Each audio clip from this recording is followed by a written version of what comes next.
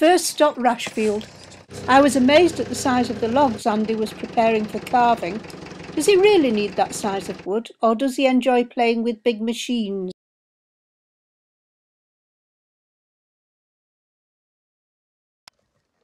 Monday. I couldn't ride Garrotto as he was convalescing after a bout of tick fever. I was assigned an elderly stallion, Rocinante. He was Annabella's favourite, and it wasn't hard to see why. A lovely chap, he gave me a great ride. That afternoon, riding done and the weather fine, I asked Pedro if we could go up to see the castle above the village of Castro Laboreiro.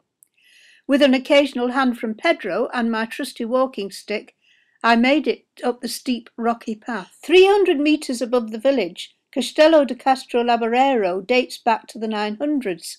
It was last used as a watch post and is now a complete ruin. The views are spectacular. We could look down on the cottage where I was staying as well as the village itself. It was Wednesday when this wild horse was spotted grazing close to Garrotto's field. All Garrotto needed was a whiff of a mare. Next morning he was gone. Thursday, and we had a mission. We were to ride up to the plateau to search for Garrotto. He'd have been willing to do battle for some mares, driven by his wild origin and testosterone. Despite his weakened condition, Pedro was sure he'd have won some.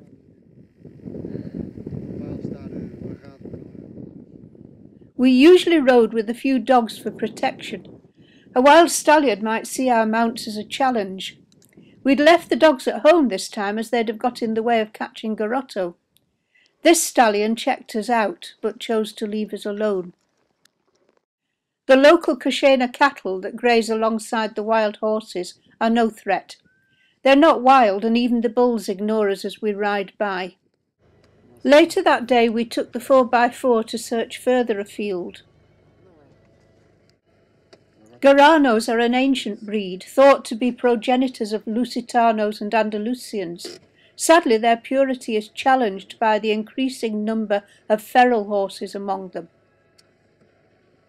Pure Garranos are bay or dark brown with no white markings, but grey, chestnut, palomino and even coloured horses are now frequently seen in the herds.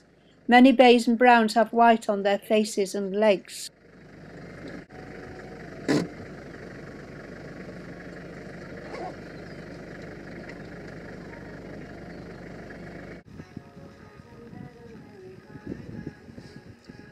Them. Oh, there they are.